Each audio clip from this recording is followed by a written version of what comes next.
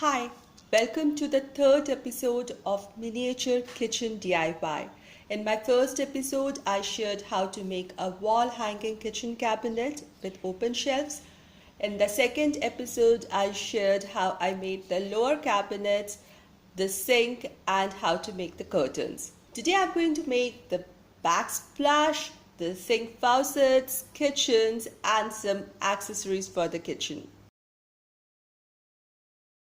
This is what we made so far. In my first video, I made this wall hanging shelf or cabinet, which will come around this place. And then in the second video, we made the sink, the curtains for it, and the lower cabinet.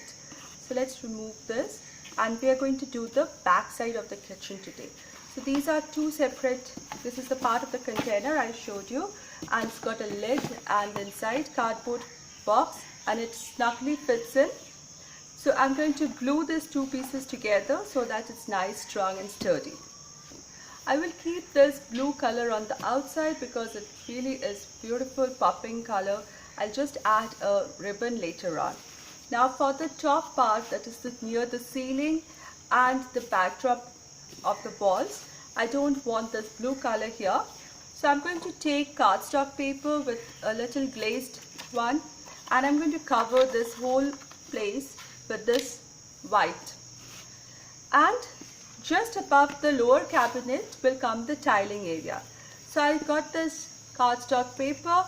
It is again glossy one, and I made this subway tiles design on it, which will come here such that it is nested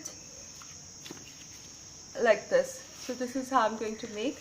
So I'm going to also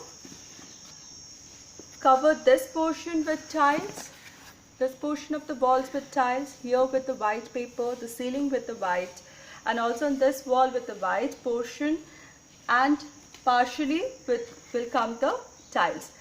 I'm just going to show, if you have a scrapbook paper which looks like a tile, one can straight away use it, or take a paper in the color that you want and just make the tiles. For making the tiles, I'm going to demonstrate how I did it. So I took a ball tip pen because it will put some indentations on this paper which will look like real tiles because they have this grout areas and all. So I just decided the distance and make the lines.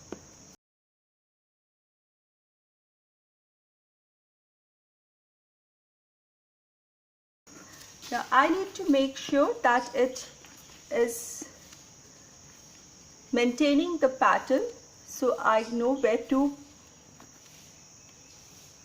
put the lines.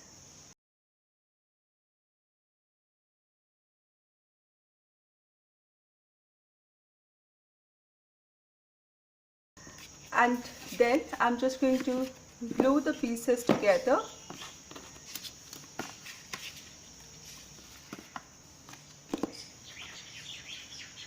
Maintaining the pattern.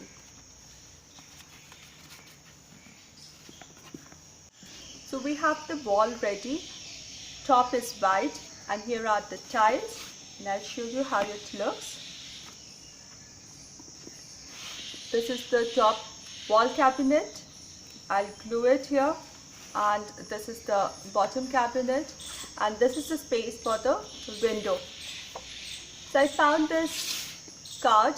It was a portion of the card, greeting card, and has this beautiful scenery on it, and this is going to be the view outside my kitchen.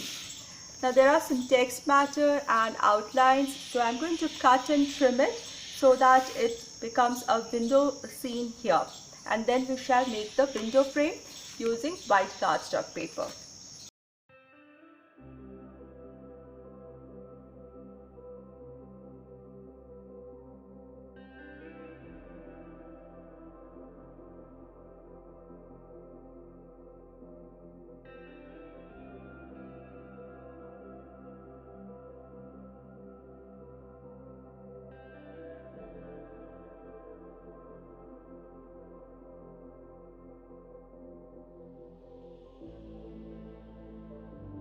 Now here is another small piece of white cardstock paper, the glossy portion up. Now I folded it twice on each side, say about 1/8 of an inch, 1/8 of an inch, folded it once and then twice. Similarly on the other side, we are going to make the pelmet and on the top. And then I have cut it like this, a step fashion like this, and this is an extra flap which can fold over. Now this is like a box, so I can fold it like this and glue everything together so that I will have the pelmet ready. And there's a pocket at the back side, and the front is a neat portion. This neat portion shall come on the top part of the window here, and inside in this portion, this was the curtain that I made in the last video. I'm going to glue this curtain with the frills inside, and this shall cover my window like this. Isn't the window beautiful? Now I'm going to glue all these pieces one after the other into their own respective places. I'm going to glue this to my curtain at the back side of this black piece and glue it here like this. Isn't this coming out gorgeous? Now something on top of the pelmet. So I want a wall clock here. For making the wall clock, I took a piece of cardboard and I took a piece of paper and cut it to a width which is smaller than the pelmet, folded it into half, and this is about an inch in height, and I just made a little pattern on it. I shall cut it to get a symmetrical design, and this will serve as a template for cutting my cardboard or the clock. So this becomes the template, and this I shall place it over a piece of cardboard and cut it out. So I have this piece already cut out. Then I sketched a clock here with some black felt tip pen. So here is a clock, and this clock has to go on top of this. First I'll paint this surface black because it will go with the black cabinets and all, and it will look nice and modern farmhouse. Definitely the edges because they will be seen. Now here is the clock that I made. I even made the finer minutes markings also to make it look more realistic. And then I took a clear sellotape and I'm going to paste it over this, just like the glass on top of the clock.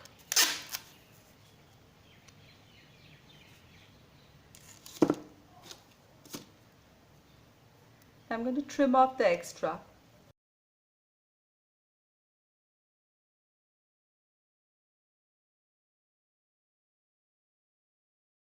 So I have a glass covered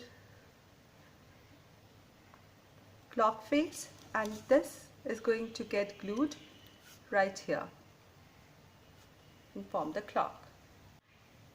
And the clock goes on the top of the pelmet right in the center, and I'll glue it here like this. Now for making the faucet or the tap for my sink and the knobs, I'm using this two board pins. These are in pure white and the shape is perfect, and they have the pins on the bottom, so I just have to fix it there. And then for the tap or the faucet, I'm using this little straw that comes with disposable juice, fruit juice, and I'm going to just cut it to the size, one side bigger for the base and the other side smaller with the curve, and this will be the point from where the water will fall. So I'll cut it, this shape will be cut out, and I'll paint it with some bronze color to give it a beautiful look.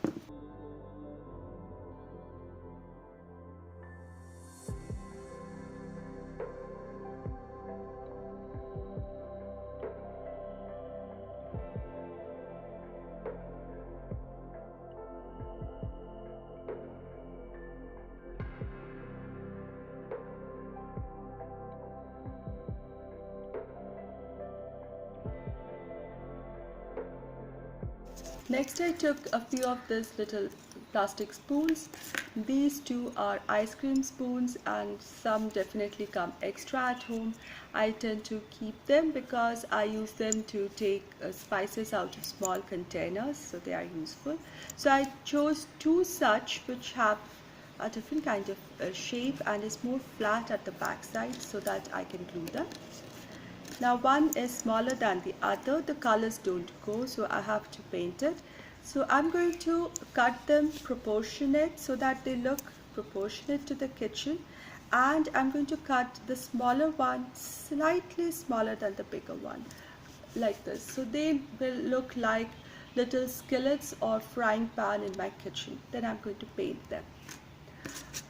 This, any guesses what is this? This is a coffee stirrer and another spare one I had at home, and this will add to the decor in the kitchen.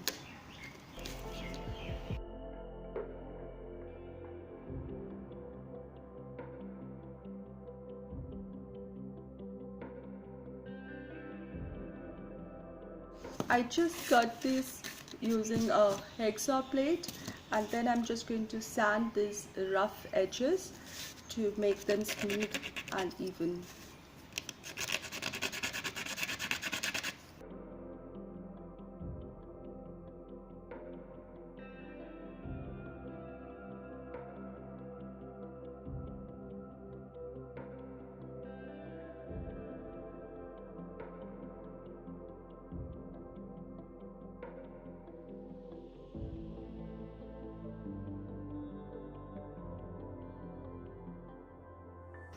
The transparent pieces will be needing 2 coats at least of acrylic paint, whereas the opaque ones is much easier.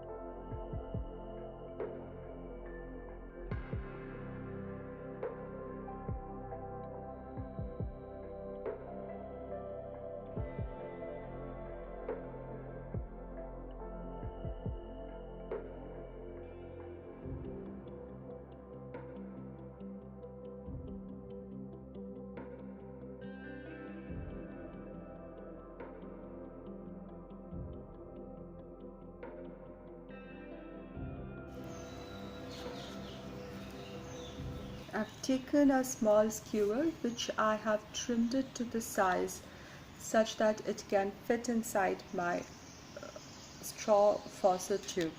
Then I took a pin, a regular stationary pin, and I'm going to make it pass through this piece of skewer like this so that it can be easily attached just as these pins. And now I'm going to poke this into this. Knives and scissors, don't get hurt please. Okay, so here I have my faucet and the 2 knobs for my kitchen sink. Let's attach them. So here is the kitchen so far, and I decided to add another rib here for the kitchen window so that it looks complete and real like window. Let's attach the kitchen faucets and attachments at the sink. So I'm just adding a little glue at the base here, and using this pin I'm going to poke it into this area where the faucet has to come. Perfect. Adding the knobs is much easier. I have marked 2 points on either side at equal distance. I'm just going to poke them in.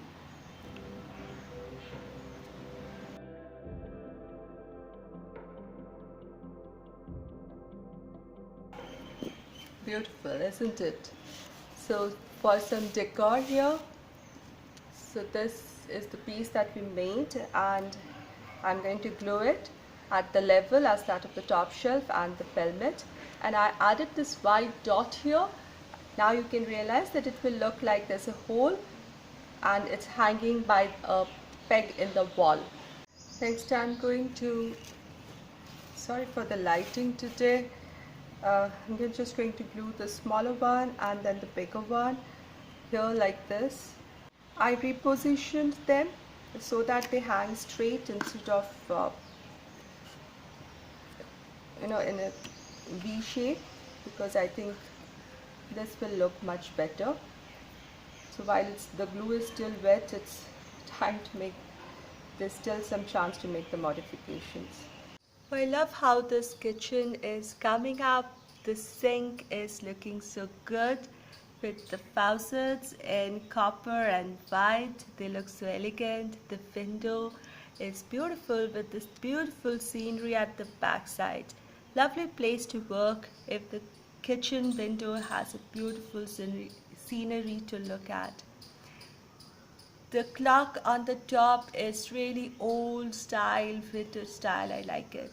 Even it has a home decor and a sign that says home. I like my skillets or pans. I might change it to copper color. What do you think? A copper pan would look better than a non-stick one? Do let me know. In my next part, when I do the utensils for the shelves, I might then change the skillets to copper ones. In the fourth episode or the fourth part of my miniature kitchen DIY, I shall be transforming this wooden kitchen sets. These are two different sets, and I'm going to transform them to match this and decorate my kitchen set. If you like this video, please give this video a thumbs up, share this video. There's a playlist link for all the episodes. See you all on Sunday with the fourth and the final episode of the miniature kitchen with the final reveal. Until then, stay positive, be creative and be happy. Thank you so much.